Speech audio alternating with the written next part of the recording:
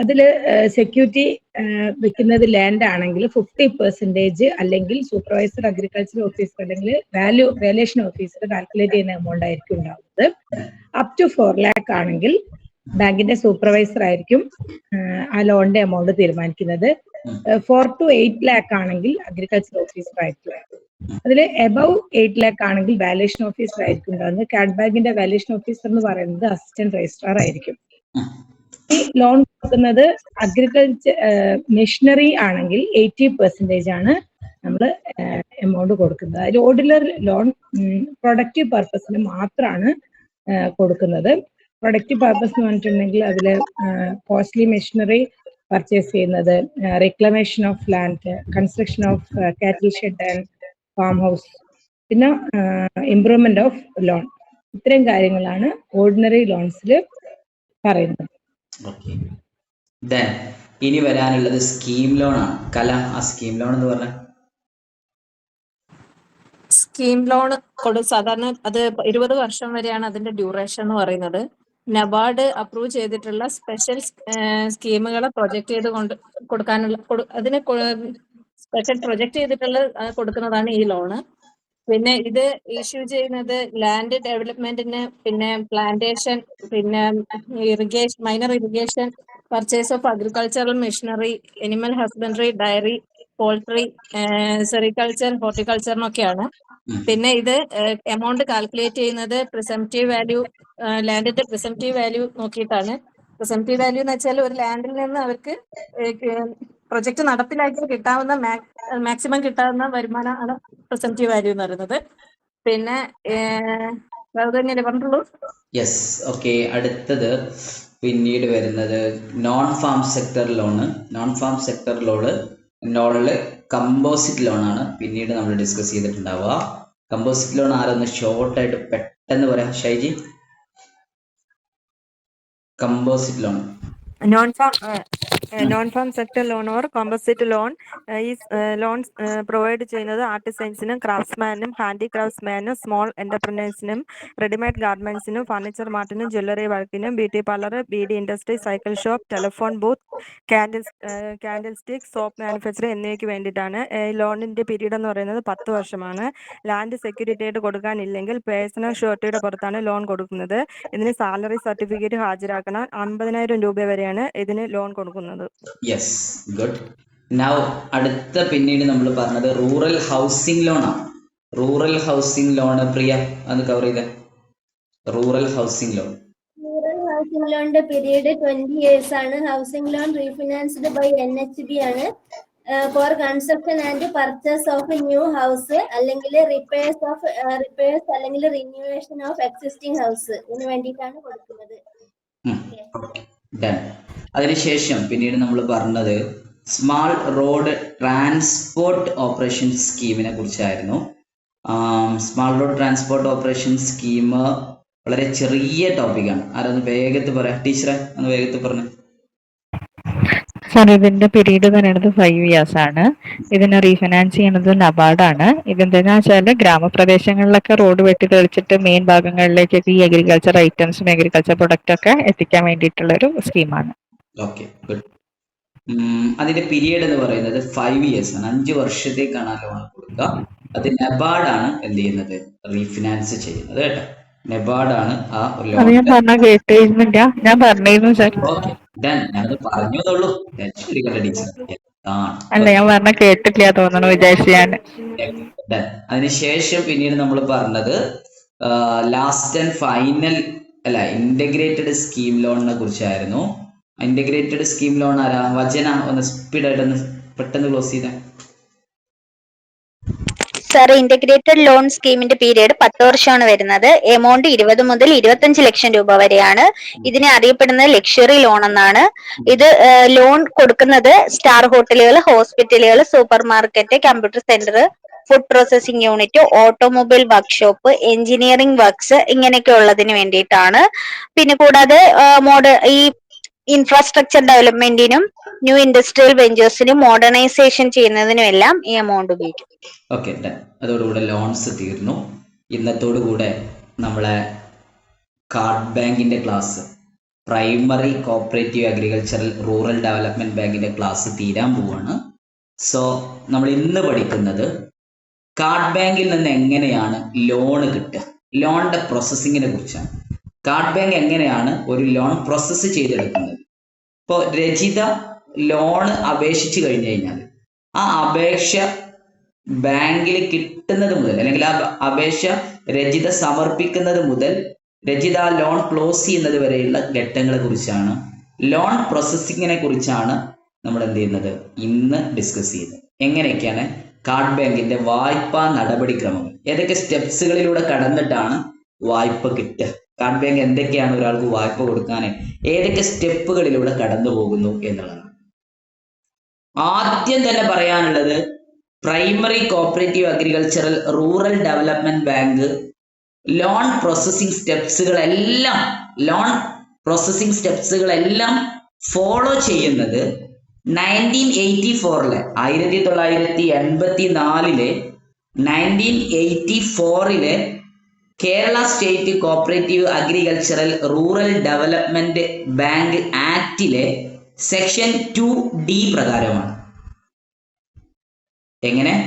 Primary cooperative agricultural rural development bank PCARDB, primary card bank, അതിന്റെ loan പ്രോസസ്സിങ്ങിന്റെ എല്ലാ പ്രൊസീജിയേഴ്സും ഫോളോ ചെയ്യുന്നത് state cooperative agricultural rural development bank act section 2D പ്രകാരമാണ്. Kerala state cooperative agricultural rural development bank act 1984 section 2D പ്രകാരമാണ്. Section 2D പ്രകാരമാണ്. അപ്പൊ section 2D Kerala state cooperative agricultural rural development ബാങ്കിന്റെ സ്റ്റേറ്റ് കാർഡ് ബാങ്കിന്റെ 1984 സെക്ഷൻ 2D പ്രകാരമാണ് primary cooperative agricultural rural development bank അതിന്റെ loan procedures മുഴുവൻ നടപ്പാക്കുന്നത് ആ ഒരു ആക്ടിനെ ബേസ് ചെയ്തിട്ട് ആക്ടിലെ സെക്ഷൻ 2D പ്രകാരമാണ്. സെക്ഷൻ 2D പ്രകാരമാണ്. സൗമ്യ, ഏതാണ് ആക്ട്? ഏതായിരുന്നു? സെക്ഷൻ ഏതായിരുന്നു? State cooperative agricultural rural development bank act 1984 section 2D പ്രകാരം. സെക്ഷൻ 2D പ്രകാരമാണ്. 1984 സെക്ഷൻ 2D പ്രകാരമാണ്. അത് മറന്നു പോകരുത്, ഓർമ്മയിൽ വേണം. Kerala state cooperative agricultural rural development bank act 1984 section 2D. Okay. അപ്പൊ എന്താണ് കാർഡ് ബാങ്കിന്റെ ആദ്യം ലോൺ പ്രൊസീജിയർ ചെയ്യാനുള്ള ആദ്യത്തെ സ്റ്റെപ്പ് എന്താണ്? ഫസ്റ്റ് സ്റ്റെപ്പ് എന്ന് പറയുന്നത് രജിസ്ട്രേഷൻ ഓഫ് ലോൺ അപ്ലിക്കേഷൻ എന്നുള്ളതാണ്. ഒന്നാമത്തെ step registration of loan application. ആദ്യത്തെ step registration of loan application ആണ്. ലോൺ അപ്ലിക്കേഷൻ രജിസ്റ്റർ ചെയ്യണമെങ്കിൽ ആദ്യം ആരെങ്കിലും ഒരാൾ ലോണിന് അപേക്ഷ കൊടുക്കണം. അപ്പൊ ആദ്യത്തെ സ്റ്റെപ്പ് എന്താണ്? ആരെങ്കിലും ഒരാൾ, ഇപ്പൊ നമുക്കൊരു ഉദാഹരണമായിട്ട് ശ്രുതിയോ അല്ലെങ്കിൽ സോണിയോ അല്ലെങ്കിൽ ബീനെ അല്ലെങ്കിൽ ഫാത്തിമെ വജനെ ആരെങ്കിലും ഒരാള് അവർക്കൊരു ലോൺ കിട്ടാൻ വേണ്ടിയിട്ട് കാർഡ് ബാങ്കിലേക്ക് പോയി. അങ്ങനെ കാർഡ് ബാങ്കിൽ ലോൺ കിട്ടാൻ വേണ്ടി പോയി കഴിഞ്ഞു കഴിഞ്ഞാൽ ആദ്യം എന്ത് ചെയ്യും? ഒരു ലോൺ ഫോർമാറ്റ് തരും, പ്രിസ്ക്രൈബ്ഡ് അപ്ലിക്കേഷൻ ഫോം തരും. പ്രിസ്ക്രൈബ്ഡ് അപ്ലിക്കേഷൻ ഫോം ഓൾറെഡി അവരൊരു അപേക്ഷാ ഫോം മുൻകൂട്ടി നിശ്ചയിച്ചൊരു അപേക്ഷാ ഫോം ഉണ്ടാവും. ആ അപേക്ഷാ ഫോം ആരാണോ വായ്പ എടുക്കാൻ ചെന്നത് അയാളെ കയ്യിലേക്ക് കൊടുക്കും. അയാള് കാർഡ് ബാങ്കിലെ മെമ്പർ ആവണം എന്നുള്ളത് പ്രത്യേകം പറയുന്നുണ്ട്. വേഗം ഓടിച്ചെന്നിട്ട് കാർഡ് ബാങ്കിൽ പോയിട്ട് എനിക്ക് ലോൺ വേണമെന്ന് പറഞ്ഞാൽ ആരും ലോൺ തരില്ല. ആദ്യം ലോൺ എടുക്കണമെങ്കിൽ അയാൾ ആ primary cooperative agricultural rural development ബാങ്കില് മെമ്പർഷിപ്പ് എടുക്കണം. മെമ്പർഷിപ്പിന്റെ ക്വാളിഫിക്കേഷൻ എന്തൊക്കെയാണ്, മെമ്പർ ആവാൻ എന്താ വേണ്ടത്, ലോൺ എടുക്കാൻ വരുന്ന ആൾക്ക് ഏത് മെമ്പർഷിപ്പാണ് കൊടുക്കുക, അതൊക്കെ നമ്മൾ കഴിഞ്ഞ ക്ലാസ്സിൽ ഡിസ്കസ് ചെയ്തതാണ്. അപ്പോൾ primary cooperative agriculture rural development ബാങ്കിൽ മെമ്പർ ആയിട്ടുള്ള ഒരാള് അയാൾ ലോൺ എടുക്കാൻ വേണ്ടി ചെന്ന് കഴിഞ്ഞാൽ അയാൾക്ക് ആദ്യം എന്ത് കൊടുക്കും? ഒരു അപേക്ഷാ ഫോം കൊടുക്കും, പ്രിസ്ക്രൈബ്ഡ് അപ്ലിക്കേഷൻ ഫോം കൊടുക്കും. ആ പ്രിസ്ക്രൈബ്ഡ് അപ്ലിക്കേഷൻ ഫോം ഈ ലോണ് ആവശ്യമുള്ള ആൾ എന്ത് ചെയ്യണം? അത് ഫില്ല് ചെയ്യണം. അത് ഫില്ല് ചെയ്തിട്ട് ആ അപേക്ഷയോടൊപ്പം ആ അപ്ലിക്കേഷൻ ഫോമിന്റെ കൂടെ title deed of the property, ഏത് ലാൻഡ് വെച്ചിട്ടാണോ ഇയാൾ ലോൺ എടുക്കുന്നത് ആ ലാൻഡിന്റെ ആധാരം, title deed of the property. ആ അപ്ലിക്കേഷൻ ഫോമിന്റെ കൂടെ എന്ത് കൊടുക്കണം?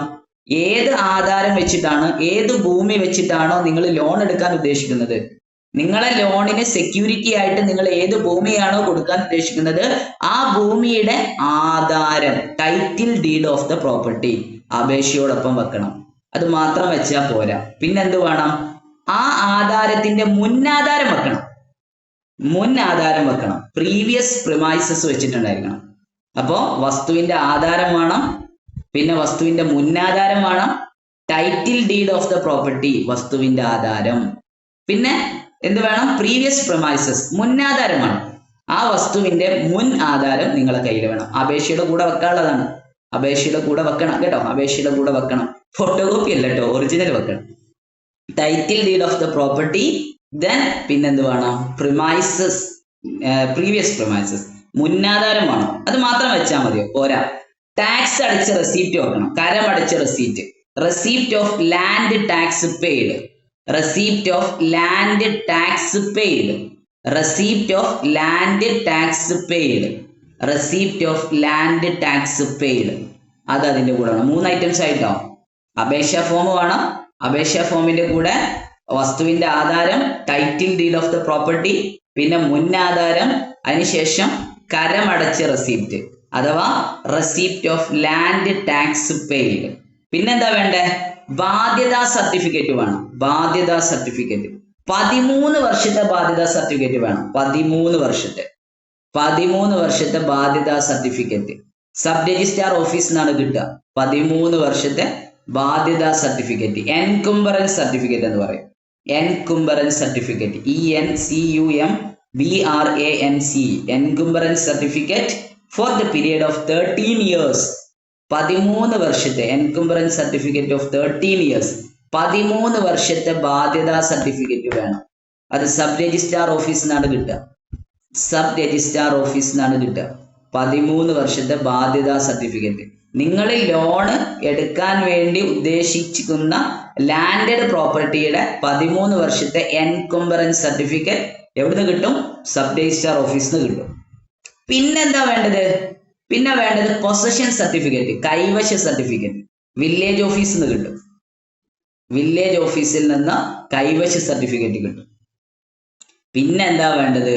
Location sketch of the property, വസ്തുവിന്റെ ലൊക്കേഷൻ സ്കെച്ച് വേണം.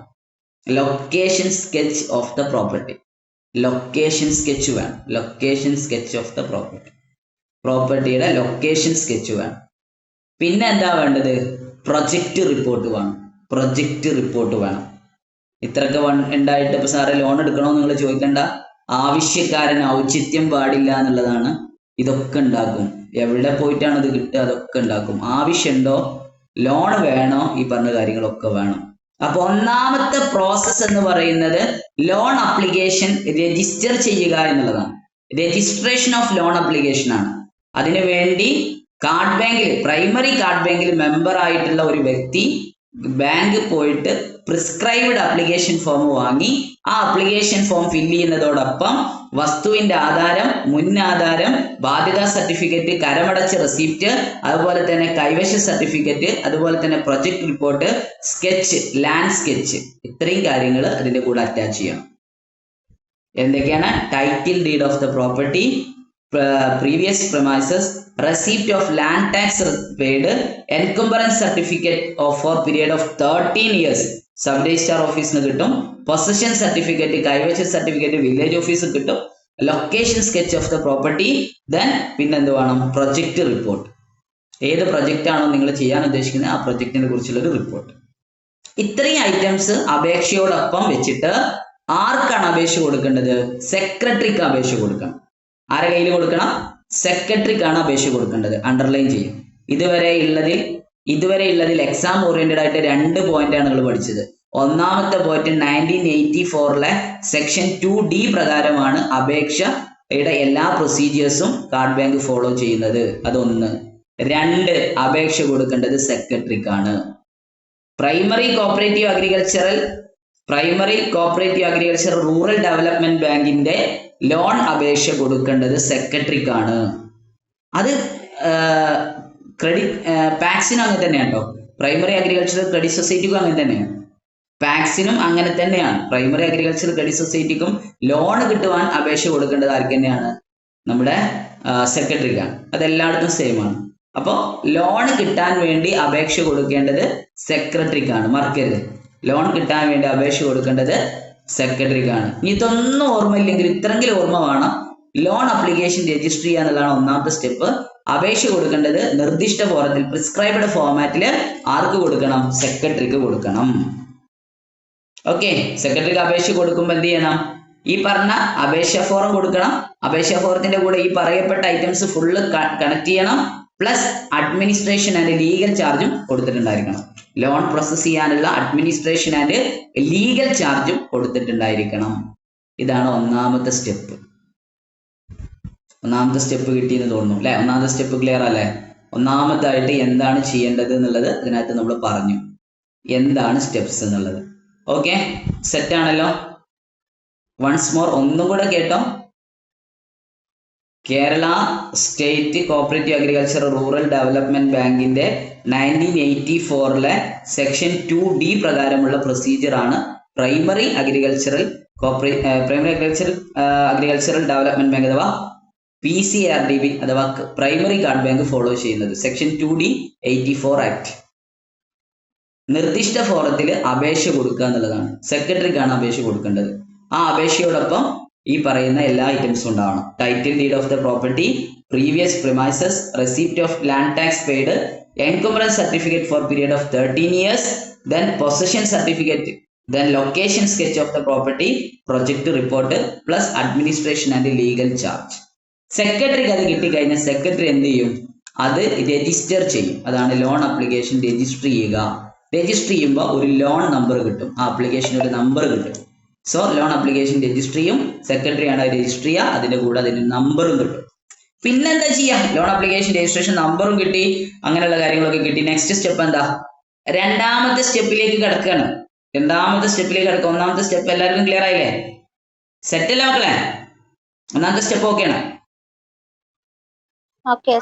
ഗുഡ്. ഒന്നാമത്തെ സ്റ്റെപ്പിൽ നമ്മൾ നോട്ട് ചെയ്യേണ്ടത് സെക്രട്ടറിക്കാണ് അപേക്ഷ കൊടുക്കേണ്ടത്. അത് മസ്റ്റായിട്ടും കയ്യിലുണ്ടാവണം. സെക്രട്ടറിക്കാണ് അപേക്ഷ കൊടുക്കേണ്ടത്. ഓക്കെ. രണ്ടാമത്തെ സ്റ്റെപ്പ് എന്താണെന്ന് വെച്ച് കഴിഞ്ഞാൽ ലീഗൽ റിപ്പോർട്ട് ഉണ്ടാക്കിയെടുക്കുക എന്നുള്ളതാണ്. ലീഗൽ റിപ്പോർട്ട് അത് നിങ്ങൾ ചെയ്യേണ്ട, ബാങ്ക് ചെയ്തോളൂ. ഇനി ബാങ്കിന്റെ കയ്യിലാണ് അടുത്ത സ്റ്റെപ്പ്. ബാങ്ക് എന്ത് ചെയ്യും? നിങ്ങളെ കാര്യം കഴിഞ്ഞു. നിങ്ങൾ ലോൺ കിട്ടാൻ വേണ്ടി അപേക്ഷ കൊടുത്തു. അപേക്ഷയോടൊപ്പം പറയപ്പെട്ട കാര്യങ്ങളൊക്കെ അറ്റാച്ച് ചെയ്തു, ബാങ്കിന്റെ കയ്യിൽ കൊടുത്തു. ബാങ്ക് എന്ത് ചെയ്യും? സ്റ്റെപ്പ് 2ലേക്ക് അത് ഫോളോ ചെയ്യും. സ്റ്റെപ്പ് 2 എന്ന് പറയുന്നത് ലീഗൽ റിപ്പോർട്ട് ഉണ്ടാക്കിയെടുക്കുക എന്നുള്ളതാണ്. അപ്പൊ എന്താ ചെയ്യാ? ബാങ്കിന്റെ ലീഗൽ അഡ്വൈസർ എടുത്ത് കൊണ്ടേ കൊടുക്കും. ലീഗൽ അഡ്വൈസർ കയ്യിലേക്ക് ഈ പറഞ്ഞ എല്ലാ ഡോക്യുമെന്റ്സും കൊടുക്കും. സ്കെച്ച് കൊടുക്കും, അതുപോലെ തന്നെ ടൈറ്റിൽ ഡീഡ് കൊടുക്കും, അതേപോലെ തന്നെ എൻകംബറൻസ് സർട്ടിഫിക്കറ്റ് കൊടുക്കും. ഇതിനകത്ത് നമ്മൾ അപേക്ഷയോടുകൂടെ അറ്റാച്ച് ചെയ്തിട്ടുള്ള എല്ലാ ഡോക്യുമെന്റ്സുകളും ലീഗൽ അഡ്വൈസർക്ക് കൊടുക്കും. ലീഗൽ അഡ്വൈസർ എന്ത് ചെയ്യും? ഇത് മൊത്തം വെരിഫൈ ചെയ്യും. ഇതിനു മുമ്പ് വേറെ എന്തെങ്കിലും ബാധ്യത ഉണ്ടോ, ഇതിന്റെ പേര് ഈ പ്രോപ്പർട്ടിക്ക് മുകളിൽ ഗഹാൻ ക്രിയേറ്റ് ചെയ്യുക, ഗഹാൻ ഉണ്ടാക്കിയെടുക്കുക. അതായത് ഈ പ്രോപ്പർട്ടി ബാങ്കിന് ഇയാൾ പൈസ തിരിച്ചടച്ചില്ലെങ്കിൽ ബാങ്കിന് ആ പൈസ തിരിച്ചടക്കാൻ വേണ്ടി ഗഹാൻ ക്രിയേറ്റ് ചെയ്യണം. ഗഹാൻ അഥവാ ഒരു ചാർജ് ക്രിയേറ്റ് ചെയ്യണം, അഥവാ മോർഗേജ് ഡീഡ് ഉണ്ടാക്കണം. ഈ മോർഗേജ് ഡീഡ് ഉണ്ടാക്കാൻ വേണ്ടി ഗഹാൻ ക്രിയേറ്റ് ചെയ്യാൻ വേണ്ടി ഈ പ്രോപ്പർട്ടിക്ക് എന്തെങ്കിലും തടസ്സമുണ്ടോ, ഈ പ്രോപ്പർട്ടിക്ക് മുകളിൽ എന്തെങ്കിലും തടസ്സമുണ്ടോ, ഈ പ്രോപ്പർട്ടിക്ക് മുകളിൽ വേറെ എന്തെങ്കിലും ലോൺ ഉണ്ടോ, അടച്ചു തീർക്കാത്ത ലോണോ, അല്ലെങ്കിൽ അങ്ങനെ എന്തെങ്കിലും, അതായത് അവര് സെക്യൂരിറ്റി ആയിട്ട് ലോണിന് എഗെയിൻസ്റ്റ് ആയിട്ട് തന്ന സെക്യൂരിറ്റി ആയി തന്ന പ്രോപ്പർട്ടിയിൽ എന്തെങ്കിലും നെഗറ്റീവ്സ് ഉണ്ടോ, ബാങ്കിന് ആ ടൈറ്റിൽ ഡീഡിന്റെ മുകളിൽ ഒരു മോർഗേജ് ഡീഡ് അഥവാ ഒരു പണയപത്രം അല്ലെങ്കിൽ ഒരു പണയ എഗ്രിമെന്റ്, അതല്ലെങ്കിൽ ഗഹാൻ എന്ന് ചുരുക്കത്തിൽ പറയാം, ഗഹാൻ ക്രിയേറ്റ് ചെയ്യുന്നതിന് എന്തെങ്കിലും തടസ്സമുണ്ടോ എന്നുള്ളത് നോക്കുക എന്നുള്ളതാണ് ലീഗൽ അഡ്വൈസർ ചെയ്യുക. ലീഗൽ അഡ്വൈസർ പ്രോപ്പർട്ടി മുഴുവൻ വെരിഫൈ ചെയ്ത് അങ്ങോട്ടും ഇങ്ങോട്ടും നോക്കി അതിനകത്തുള്ള പ്രോപ്പർട്ടിയിൽ ആരൊക്കെയാണ് അവകാശികൾ ഉള്ളത്, ആ ലാൻഡിൽ വേറെ ആരെങ്കിലും അവകാശികളായിട്ട് ഉണ്ടോ, ഇങ്ങനെ തുടങ്ങി എല്ലാ കാര്യങ്ങളും ചെക്ക് ചെയ്തതിനു ശേഷം ഗഹാൻ ക്രിയേറ്റ് ചെയ്യാൻ പറ്റുമെന്ന് കണ്ടു കഴിഞ്ഞാൽ എന്ത് ചെയ്യും? ഓക്കെ, ലീഗൽ റിപ്പോർട്ട് എന്ത് ചെയ്യും? ഓക്കെ ആണ്, കുഴപ്പമില്ല, ലോൺ കൊടുക്കുന്നതിന് അല്ലെങ്കിൽ ലോണിന് ഗഹാൻ ക്രിയേറ്റ് ചെയ്യുന്നതിന് തടസ്സങ്ങളൊന്നുമില്ല എന്ന ലീഗൽ റിപ്പോർട്ട് തിരിച്ചെന്ത് ചെയ്യും? ബാങ്കിലേക്ക് കൊടുക്കും. ഓക്കെ, അപ്പോൾ രണ്ടാമത്തെ സ്റ്റെപ്പ് വളരെ സിമ്പിളാണ്. ഒന്നാമത്തെ സ്റ്റെപ്പാണ് കുറച്ച് കൂടുതലുള്ളത്. ഒന്നാമത്തെ സ്റ്റെപ്പ് കുറച്ച് കൂടുതലാണ്. അപേക്ഷ കൊടുക്കണം, അപേക്ഷന്റെ കൂടെ ഈ പറയപ്പെട്ട കാര്യങ്ങളൊക്കെ കൊടുക്കണം. രണ്ടാമത്തെ വളരെ സിമ്പിൾ സ്റ്റെപ്പാണ്, ലീഗൽ റിപ്പോർട്ട് ഉണ്ടാക്കിയെടുക്കുക എന്നുള്ളതാണ്. ലീഗൽ റിപ്പോർട്ട് ഉണ്ടാക്കിയെടുക്കാൻ വേണ്ടി ലീഗൽ അഡ്വൈസറുടെ കയ്യിൽ ബാങ്കിന്റെ അഡ്വക്കേറ്റിന്റെ അടുത്തേക്ക് ബാങ്കിന്റെ ലീഗൽ അഡ്വൈസറുടെ അടുത്തേക്ക് അത് കൊണ്ടുപോകും. അയാൾ അത് മൊത്തം വെരിഫൈ ചെയ്യും. ഗഹാൻ ക്രിയേറ്റ് ചെയ്യാനുള്ള എന്തെങ്കിലും തടസ്സം, മോർഗേജ് ഡീഡ് ഉണ്ടാക്കാൻ എന്തെങ്കിലും തടസ്സം ഉണ്ടോ, അല്ലെങ്കിൽ ഈ പ്രോപ്പർട്ടിയിൽ ലോൺ കൊടുത്തു കഴിഞ്ഞാൽ ബാങ്കിന് എന്തെങ്കിലും ഇഷ്യൂസ് ഉണ്ടോ എന്നുള്ളത് മൊത്തം വെരിഫൈ ചെയ്യും. എന്നിട്ട് കുഴപ്പമൊന്നുമില്ലെങ്കിൽ ലീഗൽ റിപ്പോർട്ട് സബ്മിറ്റ് ചെയ്യും. ലീഗൽ റിപ്പോർട്ട് സബ്മിറ്റ് ചെയ്താൽ പിന്നെന്താ പിന്നെ മൂന്നാമത്തെ സ്റ്റെപ്പിലേക്ക് വരും. മൂന്നാമത്തെ സ്റ്റെപ്പ് എന്ന് പറയുന്നത് ടെക്നിക്കൽ എൻക്വയറി റിപ്പോർട്ടാണ്. ടെക്നിക്കൽ എൻക്വയറി റിപ്പോർട്ട് മൂന്നാമത്തെ സ്റ്റെപ്പ് ഏതാ വനിത? മൂന്നാമത്തെ സ്റ്റെപ്പ് ഏതാ? ടെക്നിക്കൽ എൻക്വയറി റിപ്പോർട്ടാണ്. ടെക്നിക്കൽ എൻക്വയറി റിപ്പോർട്ടിൽ എക്സാം ഓറിയന്റഡ് ആയിട്ടുള്ള ഒരു പോയിന്റ് ഉണ്ട്. ലീഗൽ റിപ്പോർട്ടിൽ ഞാൻ എക്സാം ഓറിയന്റഡ് ആയിട്ടുള്ള ഒരു പോയിന്റ് നിങ്ങളോട് കൃത്യമായിട്ട് പറഞ്ഞില്ല. ഞാനത് ജസ്റ്റ് ലീഗൽ റിപ്പോർട്ട് ഇതാന്നേ പറഞ്ഞിട്ടുള്ളൂ. എന്നാൽ ടെക്നിക്കൽ എൻക്വയറി റിപ്പോർട്ടിൽ പ്രത്യേകത ഉണ്ട്. ടെക്നിക്കൽ എൻക്വയറി റിപ്പോർട്ട് എന്ന് പറഞ്ഞു കഴിഞ്ഞാൽ ഈ ലോൺ അപേക്ഷയിൽ ലോൺ കൊടുക്കാം, വസ്തുവിന്റെ പ്രോപ്പർട്ടി ഓക്കെ ആണ് എന്നുള്ളത് ലീഗൽ റിപ്പോർട്ട് കിട്ടി, ലീഗലി ഇഷ്യൂസ് ഒന്നുമില്ല, ആ പ്രോപ്പർട്ടി മുകളിൽ ലോൺ കൊടുക്കുന്നതിന് തടസ്സമൊന്നുമില്ല. പിന്നെ ടെക്നിക്കൽ എൻക്വയറി റിപ്പോർട്ട് നടത്താണ്. ടെക്നിക്കൽ എൻക്വയറി റിപ്പോർട്ടിൽ നിങ്ങൾ നോട്ട് ചെയ്യേണ്ട ഇമ്പോർട്ടന്റ് ആയിട്ടുള്ള പോയിന്റ് ഞാൻ ആദ്യം പറയാം. ടെക്നിക്കൽ എൻക്വയറി റിപ്പോർട്ട് നടത്തുന്നത് ബാങ്കിലെ സീനിയർ സൂപ്പർവൈസറോ അഗ്രികൾച്ചറൽ ഓഫീസറോ ആയിരിക്കും. ടെക്നിക്കൽ എൻക്വയറി റിപ്പോർട്ട് നടത്തുന്നത് സീനിയർ സൂപ്പർവൈസറോ അതല്ലെങ്കിൽ അഗ്രികൾച്ചറൽ ഓഫീസറോ ആയിരിക്കും. ടെക്നിക്കൽ എൻക്വയറി റിപ്പോർട്ട് തയ്യാറാക്കുന്നത്, ടെക്നിക്കൽ എൻക്വയറി റിപ്പോർട്ടിന് വേണ്ടി എൻക്വയറി നടത്തുന്നത് സൂപ്പർവൈസറോ അതല്ലെങ്കിൽ അഗ്രികൾച്ചറൽ ഓഫീസറോ ആയിരിക്കും. ബാങ്കിന്റെ സീനിയർ സൂപ്പർവൈസറോ അഗ്രികൾച്ചറൽ ഓഫീസറോ ആയിരിക്കും. അപ്പൊ ടെക്നിക്കൽ എൻക്വയറി റിപ്പോർട്ട് ആരാണ് ഉണ്ടാക്കുന്നത് എന്നുള്ളത് നമ്മൾ പറഞ്ഞു അല്ലെ. ടെക്നിക്കൽ എൻക്വയറി റിപ്പോർട്ട് ഉണ്ടാക്കുന്നത് ബാങ്കിന്റെ സീനിയർ സൂപ്പർവൈസറോ അഗ്രികൾച്ചറൽ ഓഫീസറോ ആയിരിക്കും. എന്താണ് ഈ ടെക്നിക്കൽ എൻക്വയറി റിപ്പോർട്ട്? മൂന്നാമത്തെ സ്റ്റെപ്പ് ടെക്നിക്കൽ എൻക്വയറി റിപ്പോർട്ട് ഉണ്ടാക്കലാണ്. എന്താണ് ഈ technical enquiry report? Technical enquiry report എന്താന്നൊക്കെ പറയുന്നതിന് മുമ്പ് നമ്മൾ ആദ്യം പോയത് എങ്ങട്ടാ? ടെക്നിക്കൽ എൻക്വയറി റിപ്പോർട്ട് ഉണ്ടാക്കുന്നത് ബാങ്കിന്റെ സീനിയർ സൂപ്പർവൈസർ ആണ്, അതുപോലെ തന്നെ അഗ്രികൾച്ചറൽ ഓഫീസർ ആണ്. ആ പോയിന്റിലേക്ക് നമ്മൾ ആദ്യം പോയത് അല്ല. എന്താ ഇപ്പൊ ടെക്നിക്കൽ എൻക്വയറി റിപ്പോർട്ട്? അതോടെ നമ്മൾ പറഞ്ഞില്ല. ടെക്നിക്കൽ എൻക്വയറി റിപ്പോർട്ട് എന്താ?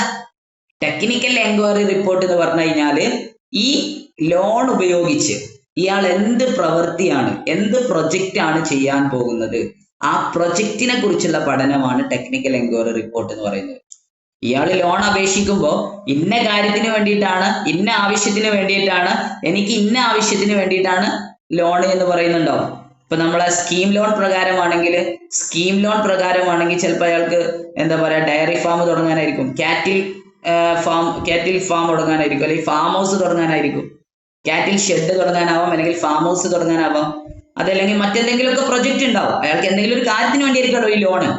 ആ ലോൺ എന്ത് ആവശ്യത്തിന് വേണ്ടിയാണ്, എന്ത് പ്രൊജക്റ്റിന് വേണ്ടിയാണോ അയാൾ ഉപയോഗിക്കുന്നത്, അല്ലെങ്കിൽ ആ ലോൺ അയാൾ ആവശ്യപ്പെടുന്നത്, ആ പ്രൊജക്റ്റിനെ കുറിച്ചുള്ള പഠനമാണ് ടെക്നിക്കൽ എൻക്വയറി റിപ്പോർട്ട് എന്ന് പറയുന്നത്.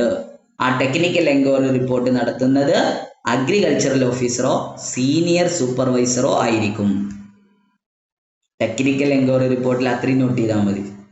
നമ്മളെ ആവശ്യം ജൂനിയർ കോർപ്പറേറ്റ് ഇൻസ്പെക്ടറിന്റെ എക്സാം ആണ്. അതിന്റെ 1 മാർക്ക് ഈ ഏരിയയിൽ നിന്ന് വരികയാണെങ്കിൽ അത് നഷ്ടപ്പെടരുത്. ലോൺ പ്രോസസ്സിംഗ് മുഴുവനായിട്ട് ഞാൻ പഠിപ്പിക്കാൻ നിന്നാൽ നമുക്ക് ഈ 1 മണിക്കൂർ തികയില്ല. അതുകൊണ്ട് ടെക്നിക്കൽ എൻക്വയറി റിപ്പോർട്ട് എന്താണെന്ന് മനസ്സിലാക്കാം. ടെക്നിക്കൽ എൻക്വയറി റിപ്പോർട്ട് എന്ന് പറഞ്ഞു കഴിഞ്ഞാല് അയാൾ എന്ത് ആവശ്യത്തിന് വേണ്ടിയിട്ടാണോ ലോൺ ആവശ്യപ്പെട്ടിട്ടുള്ളത്, ലോൺ എന്തിനു വേണ്ടി റിക്വസ്റ്റ് ചെയ്തു, ആ റിക്വസ്റ്റ് ചെയ്ത ആവശ്യത്തെ കുറിച്ച്, ആ പ്രൊജക്റ്റിനെ കുറിച്ചുള്ള പഠനമാണ് ടെക്നിക്കൽ എൻക്വയറി റിപ്പോർട്ട് എന്ന് പറയുന്നത്. ടെക്നിക്കൽ എൻക്വയറി റിപ്പോർട്ട് എന്ന് പറയുന്നത് അതാണ് ടെക്നിക്കൽ എൻക്വയറി. അത് നടത്തുന്നത് അഗ്രികൾച്ചറൽ ഓഫീസറോ അതല്ലെങ്കിൽ സീനിയർ സൂപ്പർവൈസറോ ആയിരിക്കും. അങ്ങനെ ടെക്നിക്കൽ എൻക്വയറി റിപ്പോർട്ട് റെഡിയാണ്. അങ്ങനെ ടെക്നിക്കൽ എൻക്വയറി റിപ്പോർട്ടിന് ശേഷം അടുത്ത സ്റ്റെപ്പിലേക്ക് ഫോളോ ചെയ്യും. ടെക്നിക്കൽ എൻക്വയറി റിപ്പോർട്ടിന് ശേഷം അടുത്ത റിപ്പോർട്ട് എന്താ? വാല്യുവേഷൻ റിപ്പോർട്ടാണ്. വാല്യുവേഷൻ റിപ്പോർട്ടാണ്. വാല്യുവേഷൻ റിപ്പോർട്ടിലാണ് എത്ര രൂപ അയാൾക്ക് ലോൺ കൊടുക്കണം എന്ന് തീരുമാനിക്കുന്നത്. ടെക്നിക്കൽ എൻക്വയറി റിപ്പോർട്ടിന് ശേഷം ആ പ്രൊജക്ടിനെ കുറിച്ചൊക്കെ കൃത്യമായി പഠനം നടത്തി ടെക്നിക്കൽ റിപ്പോർട്ട് പ്രകാരം പ്രൊജക്ട് നടത്താം, കുഴപ്പമില്ല, ആ പ്രൊജക്ട് നല്ലതാണ് എന്നൊക്കെ കൃത്യമായിട്ടുള്ള വിവരം സൂപ്പർവൈസർക്കും അതേപോലെ തന്നെ അഗ്രികൾച്ചറൽ ഓഫീസർ രണ്ടിൽ ആരെങ്കിലും ഒരാളാണ് അത് നടത്തുക. അത് റെഡി ആയി കഴിഞ്ഞ് കഴിഞ്ഞാൽ ടെക്നിക്കൽ എൻക്വയറി റിപ്പോർട്ട് ഓക്കെ ആണെന്ന് കണ്ടാൽ പിന്നെ അടുത്തത് വാല്യുവേഷൻ റിപ്പോർട്ടാണ്. വാല്യുവേഷൻ റിപ്പോർട്ടിലാണ് എന്ത് ചെയ്യുന്നത്? തുക തീരുമാനിക്കുന്നത്. എത്ര രൂപ കൊടുക്കണം, എത്ര രൂപ ലോൺ ആയിട്ട് കൊടുക്കണം എന്ന് തീരുമാനിക്കുന്നത് വാല്യുവേഷൻ റിപ്പോർട്ടിലാണ്. ആ വാല്യുവേഷൻ റിപ്പോർട്ടിന് വേണ്ടി വാല്യുവേഷൻ റിപ്പോർട്ട് തയ്യാറാക്കുന്ന വ്യക്തി ആരാണോ അയാൾ ഓൺ സൈറ്റ് വിസിറ്റ് നടത്തണം. ഓൺ സൈറ്റ് വിസിറ്റ് നടത്തുക എന്ന് പറഞ്ഞാൽ ആ പ്രോപ്പർട്ടി എവിടെയാണോ ഉള്ളത് ആ പ്രോപ്പർട്ടി പോയി കാണണം. അതാണ് ഓൺ സൈറ്റ് വിസിറ്റ് നടത്തണം. On site visit. വാല്യുവേഷൻ റിപ്പോർട്ടിൽ എത്ര എമൗണ്ട് ആണ് അയാൾക്ക് കൊടുക്കുക, എത്ര എമൗണ്ട് ലോൺ സാങ്ഷൻ ചെയ്യണം, അയാൾ ചോദിച്ച എമൗണ്ട് മുഴുവൻ കൊടുക്കണോ അതല്ല ബാങ്ക് ഉദ്ദേശിക്കുന്ന എമൗണ്ട് ആണ് കൊടുക്കേണ്ടത്, എത്ര എമൗണ്ട് കൊടുക്കണം എന്ന് തീരുമാനിക്കാൻ വേണ്ടിയിട്ടാണ് വാല്യുവേഷൻ റിപ്പോർട്ട്. ആ വാല്യുവേഷൻ റിപ്പോർട്ട് ആരാണോ തയ്യാറാക്കുന്നത് അയാൾ എന്ത് ചെയ്യണം? ഓൺ സൈറ്റ് വിസിറ്റ് നടത്തണം, അവിടെ പോയി കാണണം. പിന്നെ എന്ത് ചെയ്യണം? ലോക്കൽ സ്റ്റഡി നടത്തണം. അവിടുത്തെ ആ ഏരിയയെ കുറിച്ച് അവിടെ കൃത്യമായിട്ടുള്ള ലോക്കൽ സ്റ്റഡി നടത്തണം. പിന്നെ പ്രോപ്പർട്ടിയാണ്, റിയൽ എസ്റ്റേറ്റ് വാല്യൂ എടുക്കണം, സെയിൽ വാല്യൂ. ആ പ്രോപ്പർട്ടി ഇപ്പോൾ വിറ്റാൽ എത്ര എമൗണ്ട് വരെ കിട്ടും, അതിന്റെ മാർക്കറ്റ് വാല്യൂ. നമ്മളിപ്പോ ഒരു ഭൂമി വാങ്ങാൻ പോകുമ്പോൾ അവിടെ ഏകദേശം എത്ര മാർക്കറ്റ് ഉണ്ട് എന്ന് പഠിക്കുമല്ലോ. അതേപോലെ വാല്യുവേഷൻ റിപ്പോർട്ടിന്റെ ആള് ലോക്കൽ വിസിറ്റ് നടത്തണം, ലോക്കൽ എൻക്വയറി നടത്തണം, സൈറ്റ് വിസിറ്റ് നടത്തണം. അവിടെ ഈ നിലവിലുള്ള സെയിൽസ് ടാർഗറ്റ് അല്ലെങ്കിൽ മാർക്കറ്റ് വാല്യൂ അയാൾ പഠിക്കണം. അങ്ങനെ അയാൾ പഠിച്ചതിന് ശേഷം അയാളാണ് വാല്യുവേഷൻ റിപ്പോർട്ട് കൊടുക്കേണ്ടത്. ആരപ്പോ ഈ വാല്യുവേഷൻ റിപ്പോർട്ട് കൊടുക്കേണ്ടത് ഇതുവരെ പറഞ്ഞില്ല. വാല്യുവേഷൻ റിപ്പോർട്ട് കൊടുക്കേണ്ട ആള് സൈറ്റ് വിസിറ്റ് ചെയ്യണം, ലോക്കൽ സ്റ്റഡി നടത്തണം, അതുപോലെ തന്നെ മാർക്കറ്റ് വാല്യൂവിനെ കുറിച്ച് പഠിക്കണം എന്ന് പറഞ്ഞു എന്നല്ലാതെ ആരപ്പോ അതെന്ന് പറഞ്ഞില്ല. ആരാണ് അയാൾ, ഏത് വ്യക്തിയാണ് അയാൾ, അത് നമ്മൾ ഇന്നലത്തെ ക്ലാസ്സിൽ പറഞ്ഞിട്ടുണ്ട്. എന്ത്? 4 ലക്ഷം രൂപ.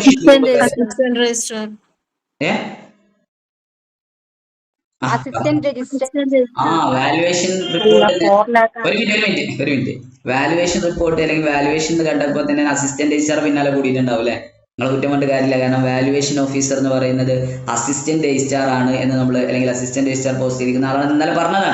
അതുകൊണ്ട് നിങ്ങൾ വാല്യുവേഷൻ ഓഫീസർ എന്ന് പറഞ്ഞാൽ അസിസ്റ്റന്റ് രജിസ്ട്രാറിലേക്ക് പോകണം. പോയിട്ടില്ലെങ്കിൽ ഞാൻ പഠിപ്പിച്ചു കൊടുത്തുള്ള മിസ്റ്റേക്ക് എന്നാ പറയാം. അപ്പൊ നമുക്ക് ഒന്നും കൂടെ വ്യക്തമാക്കി തരാം. വാല്യുവേഷൻ ഓഫീസർ എന്ന് പറയുന്നത് 4 ലക്ഷം രൂപ വരെയാണെങ്കിൽ അവിടുത്തെ വാല്യുവേഷൻ ചെയ്യുന്നത് സീനിയർ സൂപ്പർവൈസർ ആയിരിക്കും, അഥവാ സൂപ്പർവൈസർ ആയിരിക്കും. 4 ലക്ഷത്തിന് മുകളിലും 8 ലക്ഷത്തിനുള്ളിലുമാണെങ്കിൽ അഗ്രികൾച്ചറൽ ഓഫീസർ ആയിരിക്കും. എബോവ് 8 lakh ആണെങ്കിൽ അവിടെ വാല്യുവേഷൻ ഓഫീസർ ആയിട്ട് വരുന്നത് അസിസ്റ്റന്റ് രജിസ്ട്രാർ ആയിരിക്കും, അഥവാ വാല്യുവേഷൻ ഓഫീസർ ആയിരിക്കും. അപ്പൊ വാല്യുവേഷൻ റിപ്പോർട്ട് എന്ന് പറഞ്ഞാൽ അപ്പൊ തന്നെ ഉപയോഗിക്കേണ്ട ആരും ഉദ്ദേശിക്കരുത്, അസിസ്റ്റന്റ് രജിസ്ട്രാർ പോയിട്ട് ബബിൾ ചെയ്യാൻ നിൽക്കരുത്. എക്സാം ആണ്, ക്വസ്റ്റ്യൻ വായിച്ചിട്ട് ആൻസർ ചെയ്തിട്ട് വേണം പറയാൻ. നിങ്ങൾ ഇപ്പൊ നിങ്ങൾ പറഞ്ഞ ആൻസർ കറക്റ്റ് ആണ്. വാല്യുവേഷൻ ഓഫീസർ എന്ന് പറഞ്ഞാൽ AR ആണ്, സത്യമാണ്. വാല്യുവേഷൻ ഓഫീസർ എല്ലായ്പ്പോഴും AR ആണ്. പക്ഷെ വാല്യുവേഷൻ ഓഫീസർ എന്ന് പറയുന്ന ആ ഒരു ഓഫീസർ ഡെസിഗ്നേഷൻ എമൗണ്ടും കൂടെ നോക്കണം. 4 ലക്ഷം രൂപയാണെങ്കിൽ അവിടെ വാല്യൂ ചെയ്യുന്നത് സൂപ്പർവൈസർ ആയിരിക്കും. 4 ലക്ഷം രൂപ വരെ. 4-ന് മുകളിലും 8 ലക്ഷത്തിനുള്ളിലുമാണെങ്കിൽ അഗ്രികൾച്ചറൽ ഓഫീസർ ആയിരിക്കും അവിടുത്തെ വാല്യുവേഷൻ ഓഫീസർ എന്ന് പറയുന്നത്. എബോവ് 8 lakh ആണെങ്കിൽ അവിടെ വാല്യുവേഷൻ ഓഫീസർ എന്ന് പറയുന്നത് അസിസ്റ്റന്റ് രജിസ്ട്രാർ ആയിരിക്കും. ഹലോ, ഇനി ഞാനൊരു കാര്യം പറയട്ടെ. നിങ്ങൾക്ക് ചോദിച്ച ചോദ്യം നിങ്ങളെ ക്വസ്റ്റ്യൻ പേപ്പറിൽ വാല്യുവേഷൻ ഓഫീസർ എന്ന് മാത്രമേ കൊടുത്തിട്ടുള്ളൂ. പിന്നെ അത് സൂപ്പർവൈസർ ആണോ അഗ്രികൾച്ചർ ഓഫീസർ ആണോ നോക്കി പോകരുത്, ബബിൾ ചെയ്തോ അസിസ്റ്റന്റ് രജിസ്ട്രാർ. എന്നാൽ അവിടെ എമൗണ്ട് സ്പെസിഫൈ ചെയ്യുന്നുണ്ടെങ്കിൽ 4 ലക്ഷം രൂപ വരെ സൂപ്പർവൈസർ ആണ് വാല്യൂ ചെയ്യുന്നത്, 8 lakh വരെ അഗ്രികൾച്ചറൽ ഓഫീസർ ആണ് വാല്യൂ ചെയ്യുന്നത്, എബോവ് 8 lakh ആണെങ്കിൽ അവിടെ അസിസ്റ്റന്റ് രജിസ്ട്രാർ ആണ് വാല്യുവേഷൻ ഓഫീസർ എന്ന് പറയുന്നത്. പുരിഞ്ചിതാ?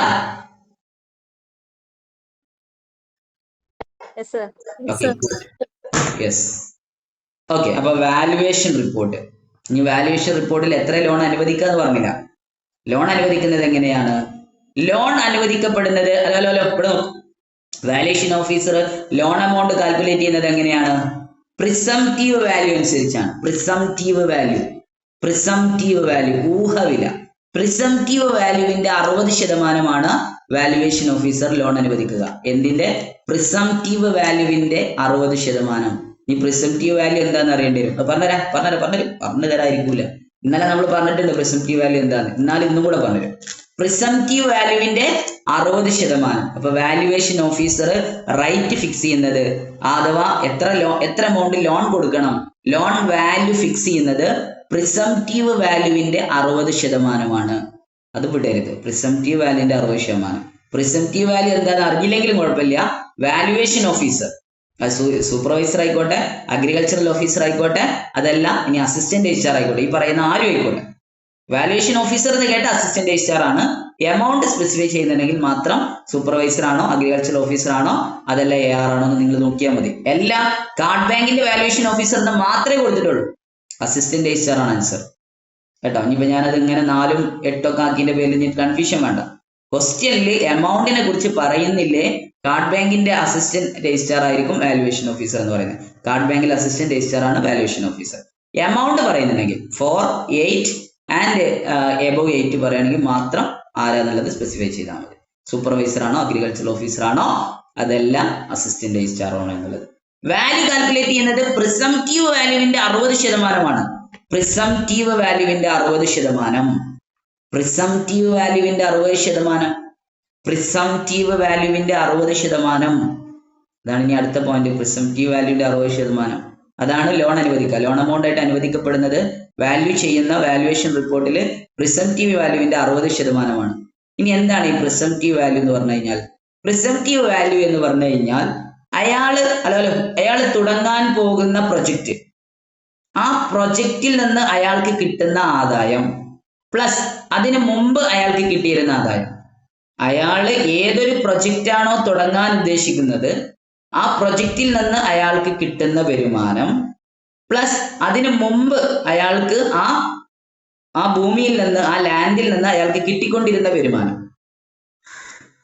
ആ പ്രൊജക്റ്റ് തുടങ്ങുന്നതിന് മുമ്പ് അയാൾ എന്ത് ആവശ്യത്തിന് വേണ്ടിയാണോ ലോൺ എടുക്കുന്നത് ആ ലോൺ എടുക്കുന്നതിന് മുമ്പ് അയാൾക്ക് നിർദ്ദിഷ്ട ലാൻഡിൽ നിന്ന് അഥവാ അയാൾ ലോണായിട്ട് കൊടുക്കാൻ ഉദ്ദേശിക്കുന്ന പ്രോപ്പർട്ടിയിൽ നിന്ന് എത്ര എമൗണ്ട് ആണോ കിട്ടിയിരുന്നത് പ്ലസ് അയാൾ പ്രൊജക്റ്റ് തുടങ്ങിക്കഴിഞ്ഞാൽ അയാൾക്ക് എത്ര രൂപ കിട്ടും, ഈ രണ്ടും കൂടെ കൂട്ടിയിട്ടുള്ള വാല്യൂവിനെയാണ് പ്രിസംറ്റീവ് വാല്യൂ എന്ന് പറയുന്നത്. ഇതൊരു ഊഹക്കണക്കാണ്. ഇത്ര കിട്ടാം, ഇന്നെ തുടങ്ങി എനിക്ക് ഇത്ര കിട്ടിയേക്കാം, ഞാനൊരു ബിസിനസ് തുടങ്ങുന്നുണ്ട്, ആ ബിസിനസ്സിൽ നിന്ന് ഇത്ര ലാഭം കിട്ടിയേക്കാം. അതൊരു ഊഹമാണ്, പ്രിസംറ്റീവ് ആണ്. മുൻകൂട്ടി നിശ്ചയിക്കപ്പെടുന്ന ഒരു ഊഹവിലയാണ്. ആ ഊഹവിലയുടെ 60%. ആ വില എങ്ങനെ കാൽക്കുലേറ്റ് ചെയ്യുന്നു? മുന്നേ പ്രൊജക്റ്റിന് മുമ്പ് എത്ര രൂപ കിട്ടിയിരുന്നു, ഇനി പ്രൊജക്റ്റിന് ശേഷം എത്ര കിട്ടും, ഇത് കാൽക്കുലേറ്റ് ചെയ്തിട്ടാണ് പ്രിസംറ്റീവ് വാല്യൂ കാൽക്കുലേറ്റ് ചെയ്യുന്നത്. ആ പ്രിസംറ്റീവ് വാല്യൂവിന്റെ 60%ആണ് വാല്യുവേഷൻ റിപ്പോർട്ടിൽ ലോൺ സാങ്ഷൻ ചെയ്യുന്ന എമൗണ്ട് എന്ന് പറയുന്നത്. ഓക്കെ ആണല്ലോ? അങ്ങനെ വാല്യുവേഷൻ റിപ്പോർട്ട് കിട്ടി. ആദ്യം അപേക്ഷ സമർപ്പിച്ചു, പിന്നെ ലീഗൽ റിപ്പോർട്ട് കിട്ടി, ടെക്നിക്കൽ എൻക്വയറി റിപ്പോർട്ട് കിട്ടി, പിന്നെ എന്ത് കിട്ടി? വാല്യുവേഷൻ റിപ്പോർട്ടും കിട്ടി. ഇനി എന്താ ചെയ്യേണ്ടത്? ഇനി എന്താ ചെയ്യാ? ഹലോ ഇനി ശ്രദ്ധിച്ചോ. വാല്യുവേഷൻ റിപ്പോർട്ട് തയ്യാറാക്കി കഴിഞ്ഞാൽ ഈ അപേക്ഷ, ഏതപേക്ഷ? നമ്മൾ നേരത്തെ കൊടുത്ത അപേക്ഷയില്ലേ, സെക്രട്ടറിക്ക് കൊടുത്ത അപേക്ഷ, ആ സെക്രട്ടറിക്ക് കൊടുത്ത അപേക്ഷ പ്ലസ് അതിന്റെ കൂടെ legal report plus technical enquiry report plus valuation report, ഇതടക്കം ഈ അപേക്ഷ നേരെ പ്രസിഡന്റിലേക്ക് കൊടുക്കും. ആരെടുക്ക കൊടുക്കുന്നത്? പ്രസിഡന്റിനാണ് കൊടുക്കുക. വാല്യുവേഷൻ റിപ്പോർട്ടിന് ശേഷം ഇത് പ്രസിഡന്റിന് കൊടുക്കും. വാല്യുവേഷൻ റിപ്പോർട്ടിന് ശേഷം ഇത് പ്രസിഡന്റിന് കൊടുക്കും. പ്രസിഡന്റ് അത് അപ്രൂവ് ചെയ്തിട്ട്, അല്ല അടുത്ത സ്റ്റെപ്പാണ് കേട്ടോ, ലോൺ അപ്രൂവ് ചെയ്യുന്ന സ്റ്റെപ്പാണ്, ലോൺ അപ്രൂവൽ സ്റ്റെപ്പാണ്. വാല്യുവേഷൻ റിപ്പോർട്ടിന് ശേഷം പിന്നത്തെ സ്റ്റെപ്പ് ലോൺ അപ്രൂവ് ചെയ്യുന്ന സ്റ്റെപ്പാണ്, ലോൺ അലൗഡ് ചെയ്യുന്ന സ്റ്റെപ്പാണ്. ബാങ്ക് ലോൺ അലൗഡ് ചെയ്യാണ്, ലോൺ അപ്രൂവ് ചെയ്യാണ്. ലോൺ അപ്രൂവ് ചെയ്യാൻ വേണ്ടിയിട്ട് എന്താ ചെയ്തത്? വാല്യുവേഷൻ റിപ്പോർട്ട് വരെയുള്ള റിപ്പോർട്ട്, അപേക്ഷാ ഫോം, അപേക്ഷന്റെ ഫോമിന്റെ കൂടെ legal report, technical enquiry report, അതിന്റെ കൂടെ വാല്യുവേഷൻ റിപ്പോർട്ട്, വാല്യുവേഷൻ റിപ്പോർട്ട് അടക്കം പ്രസിഡന്റിന്റെ മുമ്പിലേക്ക് എത്തി. അങ്ങനെ പ്രസിഡന്റിന്റെ മുമ്പിലെത്തി. പ്രസിഡന്റ് അത് അലൗഡ് ചെയ്തിട്ട് കമ്മിറ്റിയുടെ അനുവാദത്തിന് വേണ്ടി വെക്കും. പ്രസിഡന്റ് അത് സാങ്ഷൻ ചെയ്തിട്ട് ആരും അനുമതിക്ക് വേണ്ടി വെക്കും? കമ്മിറ്റിയുടെ അനുമതിക്ക് വേണ്ടി വെക്കും. പക്ഷെ അവിടെ ഒരു കണ്ടീഷൻ ഉണ്ട്. അവിടെ ഒരു കണ്ടീഷൻ ഉണ്ട്. എന്ത് കണ്ടീഷനാണ്? ശ്രദ്ധിച്ചോ, അവിടെ ഒരു കണ്ടീഷൻ ഉണ്ട്. നിലവില് ആ primary cooperative agricultural rural development bank അഥവാ വായ്പ അനുവദിക്കുന്ന ബാങ്കിന് നാളിതുവരെ കൊടുത്ത അല്ലോ കൺഫ്യൂഷൻ ആവരുത്. പ്രസിഡന്റിന്റെ കയ്യിലേക്ക് വാല്യുവേഷൻ റിപ്പോർട്ട് വരെയുള്ള കാര്യങ്ങൾ എത്തി, അതുവരെ ഓക്കെയാണ്. അതുവരെ എത്തിയ ശേഷം പ്രസിഡന്റ് എന്ത് ചെയ്തു? അത് അപ്രൂവ് ചെയ്ത് കമ്മിറ്റിക്ക് കൊടുത്തു. കമ്മിറ്റിയുടെ അപ്രൂവലിന് വേണ്ടി വെയിറ്റ് ചെയ്യാണ്. കമ്മിറ്റിയുടെ അപ്രൂവൽ കിട്ടിക്കഴിഞ്ഞാൽ എന്ത് ചെയ്യും?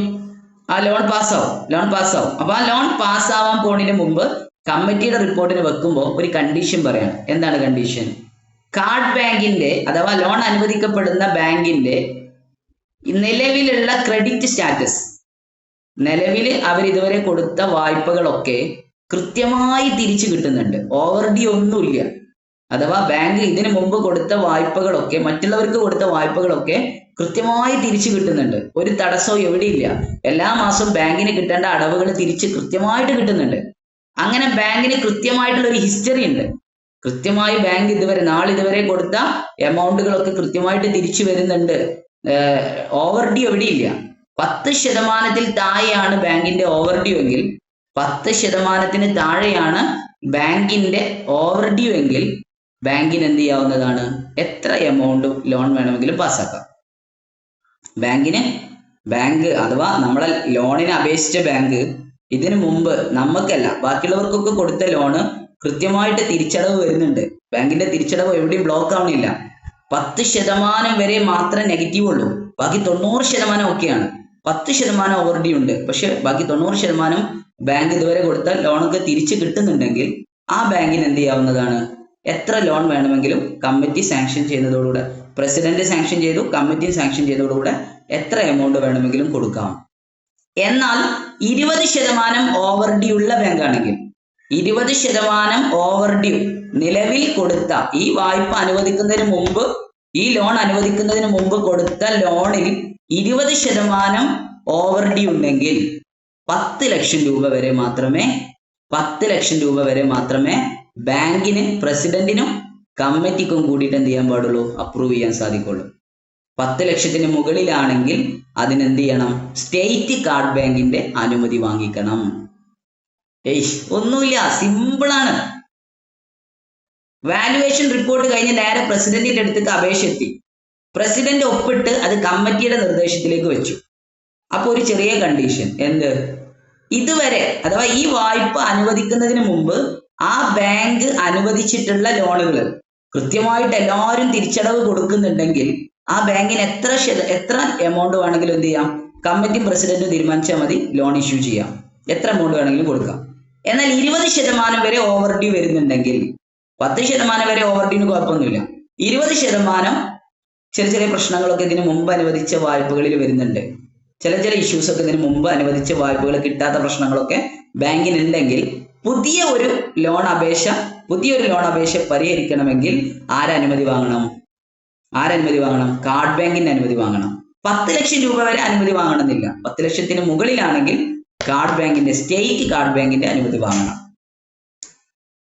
ഒന്നും കൂടെ പറഞ്ഞുതരാം, 3ാമത്തെ പ്രാവശ്യം ഞാൻ ഈ പറയുന്നത്. ഒന്നുമില്ല, വാല്യുവേഷൻ റിപ്പോർട്ട് നേരെ പ്രസിഡന്റിന്റെ മുമ്പിലെത്തി. പ്രസിഡന്റ് എന്ത് ചെയ്തു? അത് സാങ്ഷൻ ചെയ്തു. പിന്നെ കമ്മിറ്റിയുടെ മുമ്പിലേക്ക് ആ അപേക്ഷ വെക്കുകയാണ് ചെയ്യുക. കമ്മിറ്റിയും കൂടെ പാസ്സാക്കിയ ലോൺ ഇഷ്യൂ ചെയ്യാം, ലോൺ എമൗണ്ട് കൊടുത്തു തുടങ്ങാം. പക്ഷെ അവിടെ ഒരു കണ്ടീഷൻ വരികയാണ്. എന്ത്? ഇതിനു മുമ്പ് ഈ ബാങ്ക് പാസ്സാക്കിയിട്ടുള്ള വായ്പകൾ കൃത്യമായി തിരിച്ചടവ് വരുന്നുണ്ട്, പ്രശ്നങ്ങളൊന്നുമില്ല, 10% ചെറിയ പ്രശ്നങ്ങളുള്ളൂ. അങ്ങനെയെങ്കിൽ എത്ര ലോൺ എമൗണ്ട് വേണമെങ്കിലും പ്രസിഡന്റിനും കമ്മിറ്റിക്കും തീരുമാനിക്കാം. എന്നാൽ 20% വരെ പ്രശ്നമുണ്ട്. അങ്ങനെ ആയാലും 10% വരെ കുഴപ്പമില്ല, 10%-ന് മുകളിൽ 20%-നടുത്തൊക്കെ പ്രശ്നം ഉണ്ടെങ്കിൽ 10 ലക്ഷം രൂപ വരെ ബാങ്കിനും പ്രസിഡന്റിനും കമ്മിറ്റിക്കും തീരുമാനിക്കാം. 10 ലക്ഷത്തിന് മുകളിൽ അനുമതി വാങ്ങണം? കാർഡ് ബാങ്കിന്റെ, സ്റ്റേറ്റ് കാർഡ് ബാങ്കിന്റെ അനുമതി വാങ്ങിയിട്ടുണ്ടായിരിക്കണം. സെറ്റ് അല്ലേ? റെഡി അല്ലേ?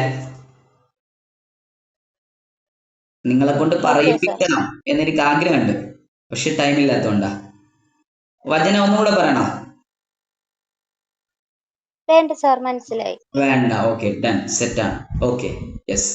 ആർക്കെങ്കിലും ഉണ്ടെങ്കിൽ ചോദിക്കട്ടോ, ഞാൻ പറഞ്ഞുതരാതിരിക്കില്ലേ. ഒരിക്കലും, ഞാനൊക്കെ ക്ലാസ്സിൽ പഠിക്കുന്ന സമയത്ത് എനിക്കൊക്കെ പലപ്പോഴും ഫീലിംഗ് ആയിട്ടുള്ള ഒരു കാര്യമാണ്. നമ്മളെ ടീച്ചേഴ്സ് വരും, മുന്നത്തെ ബെഞ്ചിൽ ഉണ്ടാവും ഒരുത്തൻ നോട്ട്ബുക്ക് എടുത്തിരിക്കണു, ഓന്റെ നോട്ട് നോക്കും. റെഡിയാണ്, അടുത്ത ടോപ്പിക്ക് തുടങ്ങാം. ബാക്കിൽ ഇരിക്കുന്നവരൊക്കെ എന്നായിക്കോട്ടെ എന്ന് കണ്ട് ടീച്ചറും ഓനും തീരുമാനിക്കുന്ന, അല്ലെങ്കിൽ ടീച്ചറും ലീഡറും തീരുമാനിക്കുക, അല്ലെങ്കിൽ ടീച്ചറും ട്യൂഷന് പോണ കുറച്ച് ആൾക്കാരുണ്ടാവും.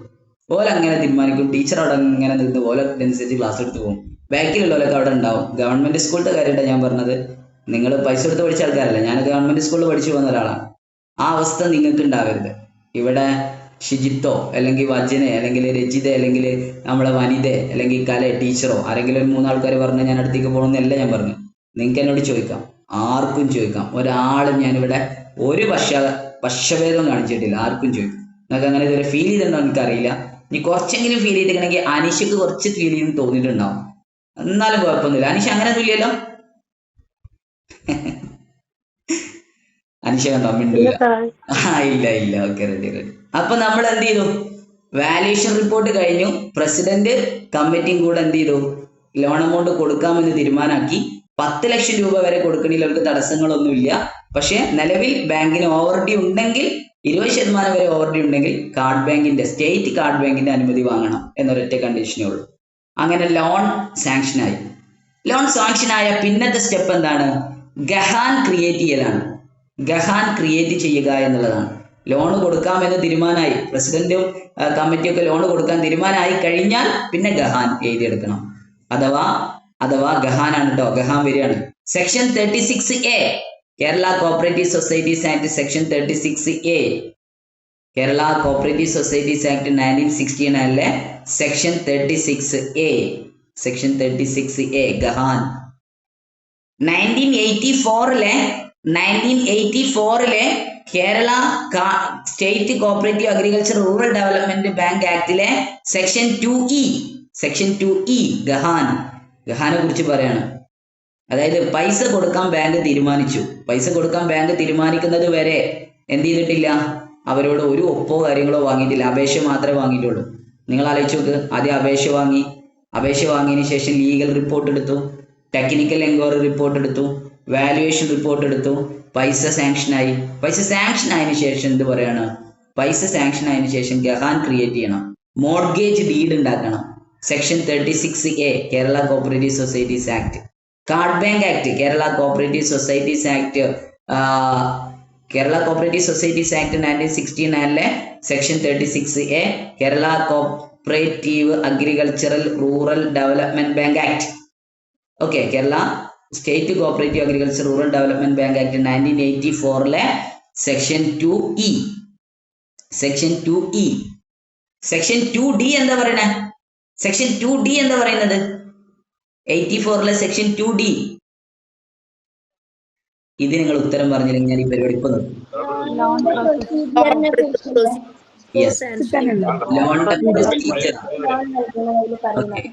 ലോൺ എങ്ങനെ എടുക്കണം എന്നുള്ള പ്രൊസീജിയേഴ്സ് ആണ് സെക്ഷൻ 2D.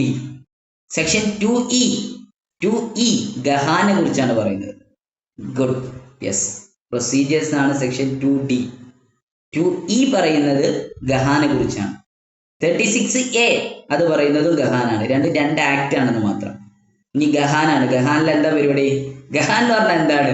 ഗഹാൻ കേട്ടോ, ഗഹാൻ എന്താന്ന് പറഞ്ഞുതരാം. വായ്പ സാങ്ഷൻ ആയി എന്ന് വിളിച്ചു പറഞ്ഞു കഴിഞ്ഞാല് വായ്പ വാങ്ങുന്ന ആള് 2 സാക്ഷികളെയും കൊണ്ട് 2 വിറ്റ്നസിനെയും കൊണ്ട് സെക്രട്ടറിന്റെ മുമ്പിൽ പോകണം. സെക്രട്ടറിന്റെ മുമ്പിൽ 2 സാക്ഷികളെയും കൊണ്ടുപോയി നിർത്തിയിട്ട് ഗഹാന്റെ അപേക്ഷാ ഫോമിൽ ഒപ്പിടണം. ഗഹാന്റെ ഫോമുകളിൽ ഒപ്പിടണം കേട്ടോ. ഗഹാന്റെ ഫോം നമുക്ക് പെൻഡിങ് വെച്ചിരിക്കുകയാണ്. എന്തിനാന്ന് വെച്ച് കഴിഞ്ഞാല് സെക്ഷൻ 36A പഠിക്കുമ്പോൾ എന്തെങ്കിലും ഒന്ന് പഠിക്കാൻ ബാക്കി വേണ്ടേ? ഗഹാൻ കുറച്ചൊക്കെ ഞാനിത് ഇവിടെ പറയാൻ പോവാണ്. ഗഹാൻ എന്ന് പറഞ്ഞാൽ മോർഗേജ് ഡീഡാണ്. ഗഹാൻ എന്ന് പറയുന്നത് മോർഗേജ് ഡീഡാണ്. അതായത് വായ്പ വാങ്ങുന്ന അല്ലെങ്കിൽ വായ്പക്ക് അപേക്ഷിച്ച ലോണിയുടെ LONE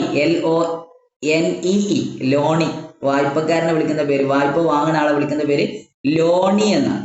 ലോണിയുടെ സ്ഥാപന ജംഗമ വസ്തുക്കൾ, അതായത് ലോണിയുടെ ലാൻഡ് പ്രോപ്പർട്ടി ആർക്ക് എഴുതി കൊടുക്കുകയാണ്? ബാങ്കിന് എഴുതി കൊടുക്കുന്ന പ്രോസസ്സാണ്. ബാങ്കിന് വായ്പ തിരിച്ചടവ് കാലയളവ് വരെ വായ്പ വാങ്ങുന്ന എമൗണ്ട് തിരിച്ചടക്കുന്ന കാലം എത്രയും എൻ്റെ എല്ലാ വസ്തുക്കളും നിങ്ങൾക്കാണ്. എൻ്റെ വസ്തുവിന്റെ എല്ലാ അധികാരവും നിങ്ങളിൽ ഏൽപ്പിച്ചിട്ടുണ്ട് എന്ന സമ്മതപത്രമാണ് മോർഗേജ് ഡീഡ് അല്ലെങ്കിൽ ചാർജ് എന്ന് പറയുന്നത് a special charge on deed. ഡീഡിന് മുകളിൽ ഒരു സ്പെഷ്യൽ ചാർജ് കൊടുക്കുകയാണ്. അതിനെന്താ ചെയ്യേണ്ടത്? ലോൺ വാങ്ങുന്ന ആള് 2 വിറ്റ്നസിനെയും കൊണ്ട് സെക്രട്ടേറിയറ്റിന്റെ മുമ്പിൽ പോയിട്ട് ഒപ്പിട്ടാൽ മതി. സെക്രട്ടറിന്റെ മുമ്പിൽ പോയിട്ട് നിർദ്ദിഷ്ട ഫോമിൽ ഒപ്പിടുക. അപ്പോൾ ഒപ്പിട്ട് കഴിഞ്ഞു കഴിഞ്ഞാൽ പിന്നെ അതെന്ത് ചെയ്യും? സബ് രജിസ്ട്രാർ ഓഫീസിൽ രജിസ്ട്രേഷൻ ഡിപ്പാർട്ട്മെന്റിലെ കേരള രജിസ്ട്രേഷൻ ഡിപ്പാർട്ട്മെന്റിലെ സബ് രജിസ്ട്രാറിൽ ഓഫീസിൽ പോയിട്ട് അതെന്ത് ചെയ്യും? രജിസ്റ്റർ ചെയ്യും. അതാണ് ഗഹാൻ. ഗഹാൻ രജിസ്റ്റർ ചെയ്യുന്നത് സബ് രജിസ്ട്രാർ ഓഫീസിലാണ്. നമ്മളെ ലാൻഡഡ് പ്രോപ്പർട്ടിക്ക് മുകളിൽ ഒരു സ്പെഷ്യൽ ചാർജ്. പിന്നെ ലാൻഡ് കൈമാറ്റം ചെയ്യാൻ പറ്റൂല ലോണ് തിരിച്ചടക്കുന്നത് വരെ ആ വസ്തുവിന്റെ പ്രോപ്പർട്ടിയുടെ ഉടമസ്ഥാവകാശം ബാങ്കിന് എഴുതി കൊടുക്കുന്ന പ്രോസസ്സാണ് ഗഹാൻ എന്ന് പറയുന്നത്. മോർഗേജ് ഡീഡ്, പണയ വസ്തുവായിട്ട് നമ്മളെ ലാൻഡിനെ സമ്മതിച്ചു കൊടുക്കുക, അതാണ് ഗഹാൻ എന്ന് പറയുന്നത്. അങ്ങനെ ഗഹാൻ എന്ത് ചെയ്തു? സെക്ഷൻ 36A പ്രകാരം സെക്ഷൻ 2E 1984 ആക്ട് പ്രകാരം സെക്ഷൻ 2E പ്രകാരം ഗഹാൻ ക്രിയേറ്റ് ചെയ്തു. അങ്ങനെ ഗഹാൻ ക്രിയേറ്റ് ചെയ്തു. സെക്രട്ടറിന്റെ മുമ്പിൽ വെച്ച് 2 സാക്ഷികളെ കൊണ്ട് ഒപ്പിട്ടു. അങ്ങനെ ഒപ്പിട്ടാൽ ലോൺ ഡിസ്പേഴ്സ് തുടങ്ങാണ്, ലോൺ ഡിസ്പേഴ്സ്മെന്റ് തുടങ്ങാണ്, അഥവാ ലോൺ എമൗണ്ട് ഡിസ്ട്രിബ്യൂട്ട് ചെയ്യും. അഥവാ ഗഹാൻ ഒപ്പിടാൻ വരുന്ന അന്ന് തന്നെ മൊത്തം ലോണിന്റെ 30% ആദ്യം കയ്യിൽ കൊടുക്കും. എത്ര? 30%. ആദ്യം കൊടുക്കുന്നത് 30%.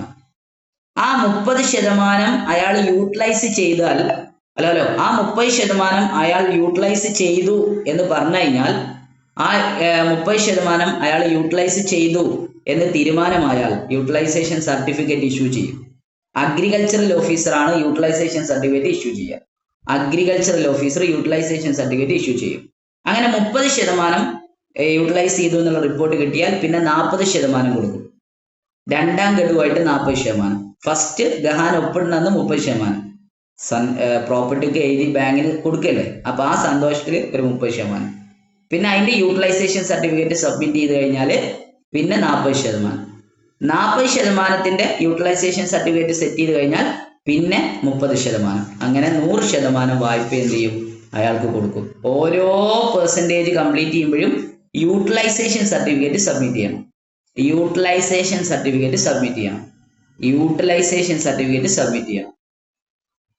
ഓക്കെ, ആദ്യം 30, പിന്നെ 40, പിന്നെ 30.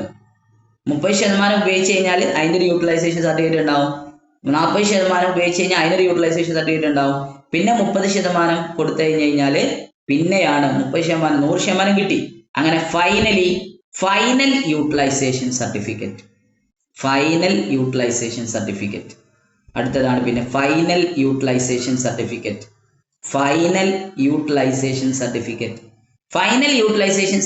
എന്ന് പറഞ്ഞു കഴിഞ്ഞാൽ അയാൾ ലോൺ എമൗണ്ടിന്റെ മുഴുവൻ ഉപയോഗിച്ച് തീർന്ന് ആ പ്രൊജക്ട് നടപ്പിലായി എന്ന റിപ്പോർട്ടാണ് ഫൈനൽ യൂട്ടിലൈസേഷൻ സർട്ടിഫിക്കറ്റ് എന്ന് പറയുന്നത്. ഫൈനൽ യൂട്ടിലൈസേഷൻ സർട്ടിഫിക്കറ്റ് ഇഷ്യൂ ചെയ്യുന്നത് അഗ്രികൾച്ചറൽ ഓഫീസറാണ്. അണ്ടർലൈൻ ചെയ്യുക, ഇമ്പോർട്ടൻ്റ് ആണ്. ഫൈനൽ യൂട്ടിലൈസേഷൻ സർട്ടിഫിക്കറ്റ് ഇഷ്യൂ ചെയ്യുന്നത് അഗ്രികൾച്ചറൽ ഓഫീസറാണ്. അത് ഇമ്പോർട്ടൻ്റ് ആണ്, എക്സാം ഓറിയന്റഡ് ആണ്. ഫൈനൽ യൂട്ടിലൈസേഷൻ സർട്ടിഫിക്കറ്റ് കാർഡ് ബാങ്കിന്റെ ഫൈനൽ യൂട്ടിലൈസേഷൻ സർട്ടിഫിക്കറ്റ് ക്രിയേറ്റ് ചെയ്യുന്നത് അഗ്രികൾച്ചറൽ ഓഫീസറാണ്. ഫൈനൽ യൂട്ടിലൈസേഷൻ സർട്ടിഫിക്കറ്റ് സബ്മിറ്റ് ചെയ്യാൻ വേണ്ടി അഗ്രികൾച്ചറൽ ഓഫീസർ എന്ത് ചെയ്യണം? അഗ്രികൾച്ചറൽ ഓഫീസർ പ്രൊജക്റ്റ് വന്ന് നോക്കണം, ആ പ്രോപ്പർട്ടിയിൽ പോയി നോക്കണം, അവിടെ പറയപ്പെട്ട ലോൺ എന്തിനു വേണ്ടിയാണ് എടുത്തത്, ആ ലോൺ എടുത്ത കാര്യം അവിടെ നടപ്പിലായിട്ടുണ്ടോ നോക്കണം, ചെക്ക് ചെയ്യണം. കാര്യങ്ങളൊക്കെ ഓക്കെയാണ്, പ്രൊജക്റ്റ് റൺ ചെയ്യുന്നുണ്ടെങ്കിൽ 100% ഫണ്ട് വിനിയോഗിച്ചു എന്ന് അഗ്രികൾച്ചറൽ ഓഫീസർക്ക് ബോധ്യപ്പെട്ടാൽ agricultural officer final utilisation certificate കൊടുക്കും. ഫൈനൽ യൂട്ടിലൈസേഷൻ സർട്ടിഫിക്കറ്റ് കൊടുക്കും.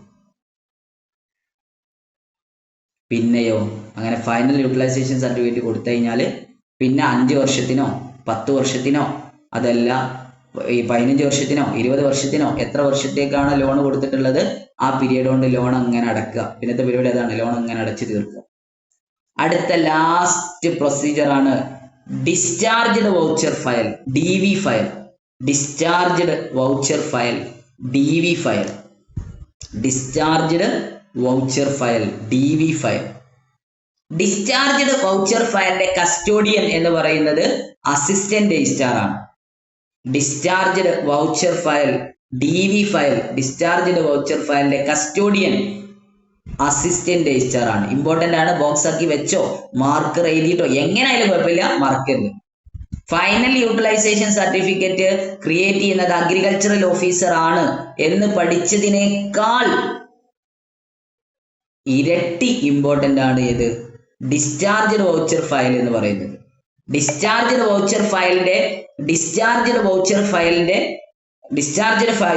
ഫയൽ കസ്റ്റഡിയിൽ വെക്കുന്നത് അസിസ്റ്റന്റ് രജിസ്ട്രാർ ആണ്. മാർക്കരുത്. ഡിസ്ചാർജ്ഡ് വൗച്ചർ ഫയലിന്റെ കസ്റ്റഡി ആർക്കാണ്? അസിസ്റ്റന്റ് രജിസ്ട്രാർക്കാണ്. അസിസ്റ്റന്റ് രജിസ്ട്രാർ കയ്യിൽ നിന്ന് ഡിസ്ചാർജ്ഡ് വൗച്ചർ ഫയല് തിരിച്ചു കിട്ടണമെങ്കിൽ ലോൺ എടുത്ത ആള് മുഴുവൻ ലോൺ എമൗണ്ടും അടച്ചു തീർക്കണം.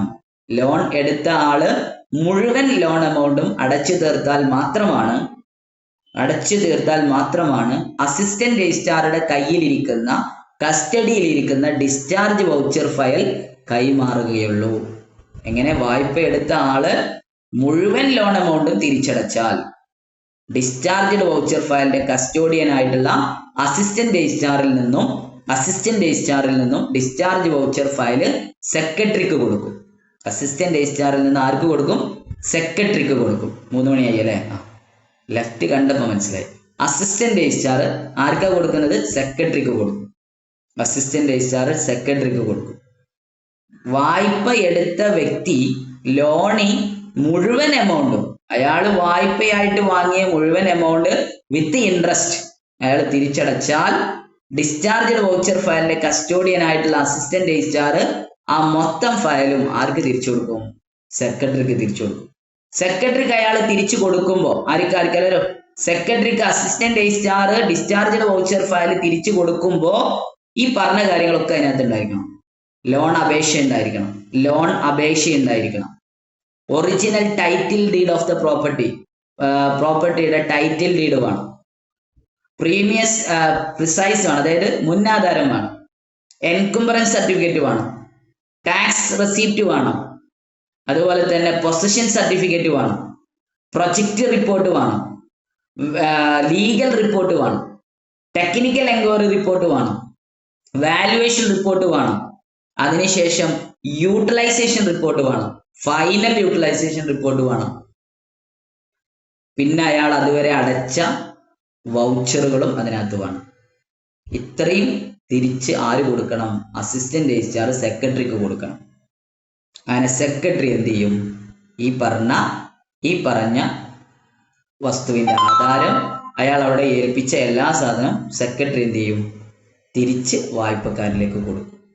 നിങ്ങൾ ഒരു കാര്യം ആലോചിച്ച് നോക്ക്. ഒന്നാമത്തെ സ്റ്റെപ്പില് ലോൺ എടുക്കാൻ വന്ന വ്യക്തി ആരെ കയ്യിലാണോ അപേക്ഷ കൊടുത്തത് അയാളിൽ നിന്ന് തന്നെയാണ് ഈ പറഞ്ഞ എല്ലാ സാധനങ്ങളും തിരിച്ചെന്ത് ചെയ്യുന്നത്? ഈ വായ്പക്കാരൻ വാങ്ങുന്നത്. എമൗണ്ട് മുഴുവൻ തിരിച്ചടച്ചു കഴിഞ്ഞാൽ വായ്പ അടച്ചു തീർത്ത ആള് അഥവാ വായ്പ ഉപയോഗിച്ച ആൾ എന്ത് ചെയ്യും? സെക്രട്ടറിക്കാണ് ആദ്യം അപേക്ഷ കൊടുത്തത്. സെക്രട്ടറിയുടെ കയ്യിൽ നിന്ന് തന്നെ എന്ത് ചെയ്യും? എല്ലാ സാധനങ്ങളും അഥവാ വസ്തുവിന്റെ ആധാരം, വസ്തുവിന്റെ ബാക്കി എല്ലാ സാധനവും തിരിച്ചെടുക്കുകയാണ് ചെയ്യുക. അതാണ് DV, ഡിസ്ചാർജ്ഡ് വൗച്ചർ ഫയൽ എന്ന് പറയുന്നത്. Discharged voucher file assistant registrar കസ്റ്റഡിയിലാണ് കേട്ടോ. പിന്നെ അത് സെക്രട്ടറി കൊടുക്കും. സെക്രട്ടറിയുടെ കയ്യിൽ നിന്ന് അത് തിരിച്ചു കൊടുക്കും. വായ്പക്കാരുടെ തിരിച്ചു കൊടുക്കുകയാണ് ചെയ്യുന്നത്. ഇതാണ് കാർഡ് ബാങ്കിന്റെ ലോൺ പ്രൊസീജിയർ എന്ന് പറയുന്നത്. ഈ ക്ലാസ്സോടുകൂടെ കാർഡ് ബാങ്ക് നമ്മൾ ടു ബി എൻഡ് ചെയ്തിരുന്നു. അത് പര്യവസാനത്തിലേക്ക് എത്തിയിട്ടുണ്ട്. നാളെ വെള്ളിയാഴ്ച ക്ലാസ് ഇല്ല. നാളെ എനിക്ക് ചെറിയൊരു തിരക്കുണ്ട്. അതുകൊണ്ട് ശനിയാഴ്ച നമ്മൾ അടുത്ത ക്ലാസ് എടുക്കും. ശനിയാഴ്ച നമ്മൾ state cooperative agricultural rural development bank ആണ് എടുക്കാൻ പോകുന്നത്. അതോടുകൂടെ ലോങ് ടേം ഡൗട്ട് ഉണ്ടായിരുന്നേ. ഡൗട്ട് ചോദിച്ചോളൂ. സാർ, അതില് ജഹാൻ ക്രിയേറ്റ് ചെയ്യുമ്പോൾ അത് എഴുതി കൊടുക്കുന്നുണ്ടല്ലോ, അവകാശം എഴുതി കൊടുക്കുന്നുണ്ടല്ലോ ജഹാനില്. അപ്പം ഇത് തിരിച്ചിങ്ങോട്ട് കിട്ടുമ്പോ അത് തിരിച്ചിങ്ങോട്ട് ചെയ്യേണ്ടതുണ്ടാവില്ലേ പ്രൊസീജിയർ? അങ്ങനെയില്ല. അതിന്റെ കാരണം എന്താന്ന് ചോദിച്ചു കഴിഞ്ഞാല് ഇത് ശരിക്കും ഒരു ഫോമിൽ സൈൻ ചെയ്യുന്നുള്ളൂ. അത് ശരിക്കും സബ് രജിസ്ട്രാർ ഓഫീസിൽ സൈൻ ചെയ്യുക എന്നുള്ള ഒരു ഓപ്ഷൻ ആണ് പറയുന്നുള്ളൂ. അത്രക്ക് വലിയൊരു പ്രൊസീജിയർ അല്ല. സബ് രജിസ്ട്രാർ ഓഫീസിൽ ഇതാക്കുന്നു എന്നൊക്കെ പറഞ്ഞു കഴിഞ്ഞാൽ ഒരു സ്പെഷ്യൽ ഫോമിൽ അതൊക്കെ വാങ്ങി വെക്കുകയാണ് ചെയ്യുക. അത് എന്തെങ്കിലും അത്യാവശ്യം വരികയാണെങ്കിൽ മാത്രമേ എന്ത് ചെയ്യുള്ളൂ, അത്യാവശ്യം വരികയാണെങ്കിൽ മാത്രമേ അത് ചെയ്യുള്ളൂ. ഇനിയിപ്പോ നമ്മളെ ഈ ചാപ്റ്ററിന്റെ ഒരു ഫിനിഷിങ്ങിന് വേണ്ടിയിട്ട്, ഹലോ പറയട്ടെ നമ്മളൊരു ചാപ്റ്ററിന്റെ ഫിനിഷിങ്ങിന് വേണ്ടിയിട്ട് നമുക്ക് എന്ത് പറയാം, ഡിസ്ചാർജ് വൗച്ചർ ഫയൽ കിട്ടി തിരിച്ച് സെക്രട്ടറി കൊടുക്കുമ്പോൾ അത് തിരിച്ച് ഇയാളുടെ പേരിലേക്ക് തന്നെ എന്ത് ചെയ്യണം, എഴുതി കൊടുക്കണം. അത് ഈ ചാപ്റ്ററിന്റെ ഫിനിഷിങ്ങിന് വേണ്ടി പറഞ്ഞതാണ്. അതല്ലാതെ അത് അത്ര വലിയൊരു സംഭവമായിട്ട് ചെയ്യാറില്ല. അതൊരു പ്രത്യേക ഫോമിലും കാര്യങ്ങൾ എഴുതി വെച്ചിട്ട് സബ് രജിസ്ട്രാർ ഓഫീസിൽ അത്യാവശ്യം വരികയാണ്, ഇയാൾ ലോൺ മുടക്കുകയാണെങ്കിലാണ് ആ ഒരു ലെവലിലേക്ക് പോവാറുള്ളൂ. അതൊക്കെ ഒരു പ്രൊസീജിയറായിട്ട് ഇങ്ങനെ നോട്ട് ചെയ്ത് വെക്കലാണ്. പിന്നെ നമ്മൾ ചാപ്റ്ററിന്റെ ഒരു ഫിനിഷിങ്ങിന് വേണ്ടിയിട്ട് അത് തിരിച്ച് ചെയ്യും കേട്ടോ. അത് തിരിച്ച് ചെയ്യുമ്പോഴാണല്ലോ ആ പ്രോസസ്സ് ഇയാളെ തിരിച്ച് കിട്ടുള്ളൂ ഇയാൾക്ക്. കാരണം അങ്ങോട്ട് എഴുതി കൊടുത്തു, പിന്നെ അത് തിരിച്ച് ഇങ്ങോട്ട് എഴുതി കൊടുക്കണം. എന്നാൽ മാത്രമാണ് അത് ഫിനിഷിംഗ് ആവുള്ളൂ, ആ പ്രൊസീജിയർ കംപ്ലീറ്റ് ആവുള്ളൂ. അപ്പോഴാണ് അതായത് അയാൾ മുഴുവൻ ലോൺ എമൗണ്ട് ഒക്കെ തിരിച്ചടച്ചിട്ടുണ്ട്, ചാർജ് അതായത് അയാൾക്ക് മറ്റാൾക്ക് എഴുതി കൊടുത്ത അധികാരത്തെ തിരിച്ച് എഴുതി കൊടുക്കുമ്പോഴാണ് ആ ഒരു പ്രോസസ്സ് മുഴുവനായിട്ടും കംപ്ലീറ്റ് ആവുന്നത്. സോ ഇതോടുകൂടെ എന്ത് ചെയ്യുന്നു, ആ ചാപ്റ്റർ തീർന്നു. ഇനി പറഞ്ഞോളൂ, എന്തെങ്കിലും വേറെ എന്തെങ്കിലും ഡൗട്ട്? നല്ല ഡൗട്ടാണ് ചോദിച്ച് ഞാനത് ഫിനിഷ് ചെയ്യാൻ വിട്ടുപോയൊരു പോയിന്റ് ആയിരുന്നു. ഗുഡ് സാർ, സെക്രട്ടറി ശരിക്കും ബാങ്കിൽ വന്നിട്ട് അത് തിരിച്ചു ചെയ്യും, അതിന് ഒഴിമുറി ആധാരം എന്നാണ് പറയാ. ആഹാ, ഓക്കെ, ഗുഡ്. ഒഴിമുറി ലോൺ ക്ലോസ് ചെയ്ത് ചെയ്യുമ്പോ ഓക്കെ, അതായത് ലോൺ മൊത്തം അടച്ചു തീർത്ത് കഴിഞ്ഞാൽ ആധാരം തിരിച്ചു ചെയ്യണം, തിരിച്ച് വില്ലേജിൽ കൊണ്ട് കൊടുക്കണം. ലോൺ എടുത്താലും പരിചയം ഉണ്ടോന്ന് അനീഷ? വില്ലേജിൽ കൊണ്ട് കൊടുക്കുമ്പോൾ അവിടുത്തെ രജിസ്ട്രാറിൽ അവർ ക്യാൻസൽ ലോൺ എടുത്ത് പരിചയം അല്ല സാർ, അങ്ങനത്തെ കുറെ ഡോക്യുമെന്റ് ക്രിയേറ്റ് ചെയ്തിട്ടുള്ള പരിചയമുണ്ട്. സെക്രട്ടറി സോറി, ഞാൻ ആ ആളെ കുറിച്ച് പഠിച്ചില്ല. Okay, ready. അപ്പൊ എന്തായാലും ഒഴിമുറി തിരിച്ച് എഴുതി കൊടുക്കണം. Okay, good. ഒഴിമുറി തിരിച്ച്, ഞാൻ സത്യമായിട്ട് നിങ്ങളെ കളിയാക്കിയതല്ലോ, അത് അതിന്റെ സത്യാവസ്ഥയാണ്. ലോൺ എഴുതി കഴിയുമ്പോൾ തിരിച്ചെന്ത് ചെയ്യണം, അത് എഴുതി കൊടുക്കുക തന്നെ വേണം. Okay, it's good. അപ്പൊ അതോടുകൂടെ നമ്മൾ എന്ത് ചെയ്യണം, അപ്പോ അനിഷ ആ പറഞ്ഞ പോയിന്റ്സ് ഒന്ന് ക്ലിയർ ചെയ്യാം. അത് തിരിച്ച് എവിടെ നിന്ന്, സബ് രജിസ്ട്രാർ ഓഫീസിലാ അതോ വില്ലേജ് ഓഫീസിലാ അനിഷ? ഓഫീസിലാണ് രജിസ്റ്റർ ചെയ്യാം. അപ്പൊ തിരിച്ച് എഴുതി കൊടുക്കുമ്പോഴോ